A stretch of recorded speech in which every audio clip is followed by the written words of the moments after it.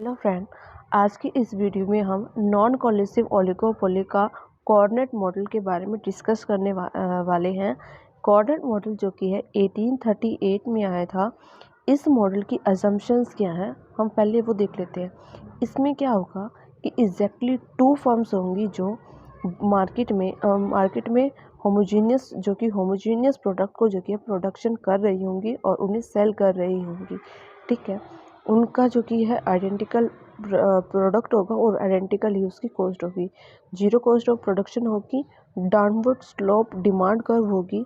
इसमें each firm क्या assume करके चलेगी कि उसकी कॉम्पिटिटिव फर्म है वो अपने आउटपुट को चेंज नहीं करेगी, वो अपने आउटपुट को जो कि है कांस्टेंट रखेगी। जैसा कि हमें पता है कि नॉन कोलिसिव ओलिगोपोली में क्या होता है कि दोनों मतलब कि जो फर्म्स मार्केट में अवेलेबल हैं उन जो होमोजीनियस प्रोडक्ट को प्रोड्यूस कर जाती हैं उनके बीच में जो कि म्यूचुअल अंडरस्टैंडिंग नहीं होती, वो आपस में कुछ भी डिस्कस करके नहीं चलती है। वो अपना प्रोडक्ट की क्वांटिटी और उसके प्राइस को जो कि है खुद ही प्रोड्यूस करती है और खुद ही उसे डिफाइन करती है कि उन्हें अपने प्रोडक्ट का प्राइस जो कि क्या रखना है। ठीक है, तो इसमें मेन पॉइंट क्या है कि वो ईच फर्म क्या मान के चलेगी कि वो अपने आउटपुट को जो कि कांस्टेंट रखेगी, वो उसे अपने आउटपुट को चेंज नहीं करेगी, अपने आउटपुट को चेंज नहीं करेगी। ठीक है, अब हम इसे मतलब एक एग्जांपल की हेल्प से देखते हैं कि क्या होती क्या है एग्जैक्टली कोऑर्डिनेट मॉडल। इसमें क्या है, मान लीजिए कि ये लाइन है, ये शो कर रही है हमारी मार्केट डिमांड को। ठीक है, मार्केट डिमांड को जो कि है शो कर रही है। इतनी मार्केट में प्रोडक्ट की डिमांड है। ए और बी दो फर्म हैं। ये दोनों फर्म आपस में क्या सोच के एज्यूम करके चल रही हैं कि अगर ए अपना जो कि बी क्या सोच के चलेगी कि ए अपना आउटपुट जो कि कांस्टेंट रखेगी, वो उसे चेंज नहीं करेगी। और ए क्या सोच के चल रही है कि बी अपना आउटपुट कांस्टेंट रखेगी, वो उसे चेंज नहीं करेगी फ्यूचर में।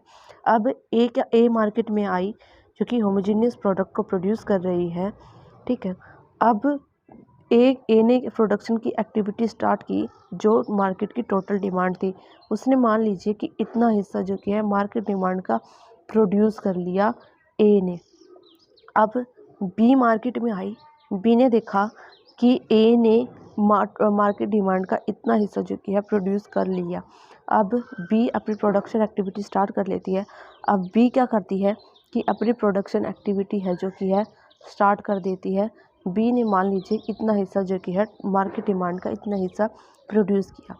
अब ए दोबारा मार्केट में आई, ए ने देखा कि बी ने अपने इतना आउटपुट जो कि प्रोड्यूस कर लिया, अब वो उसे चेंज नहीं करेगी।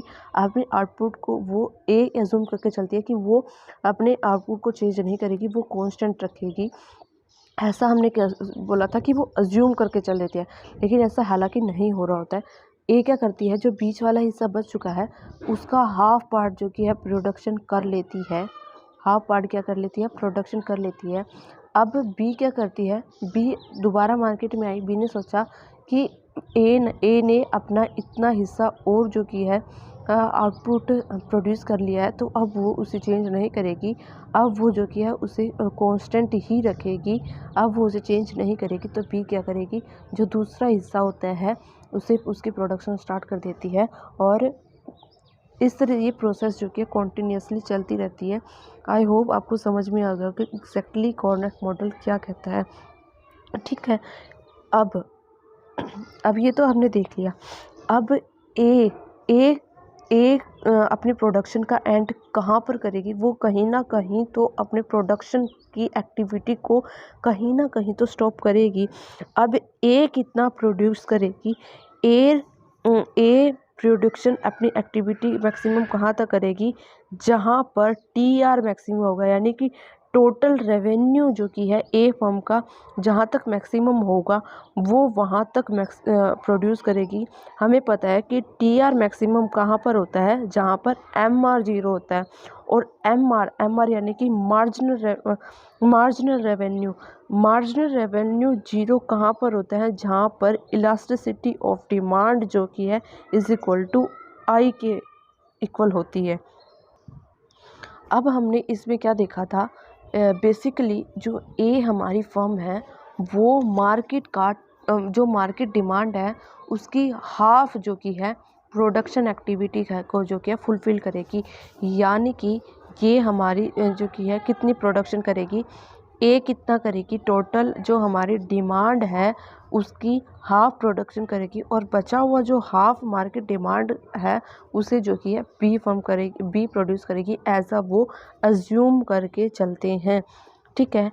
अब ए अपनी प्रोडक्शन एक्टिविटी कितनी करेगी, half of market demand, half ए ने प्रोड्यूस किया और हाफ बी ने प्रोड्यूस किया, तो टोटल उन्होंने कितना किया, टोटल प्रोडक्शन जो की है उन्होंने अब मार्केट सपोज करके चलते हैं जो हमारी टोटल डिमांड कितनी है हमारी 1/3 है। ठीक है।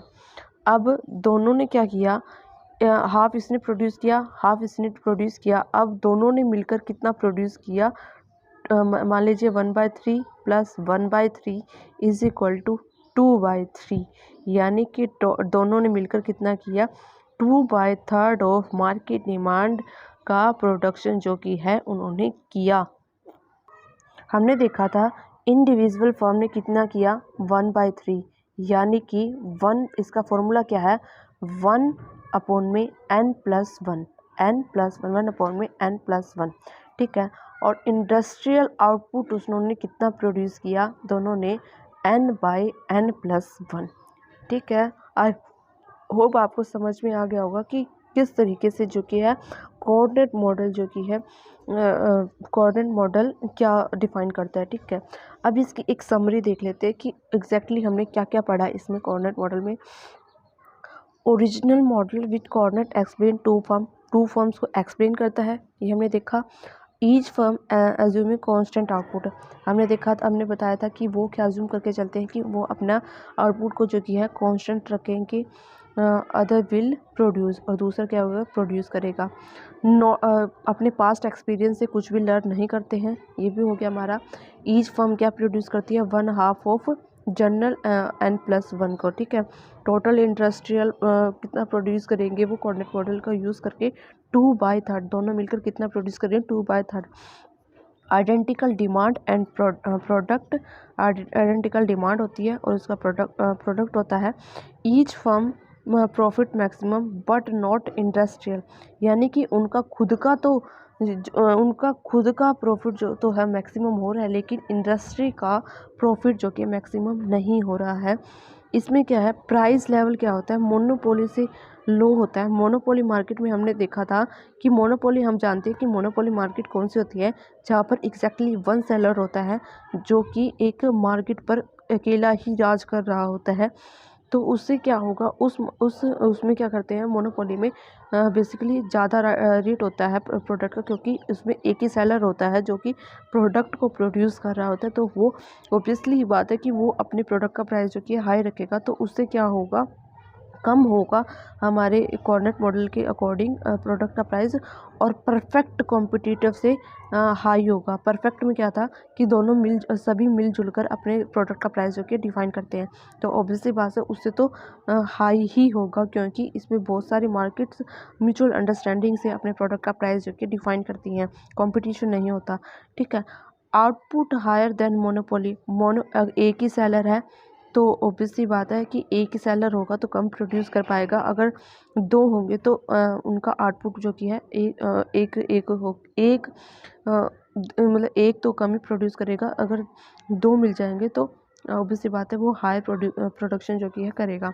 ठीक है, और लोअर देन परफेक्ट कॉम्पिटिटिव।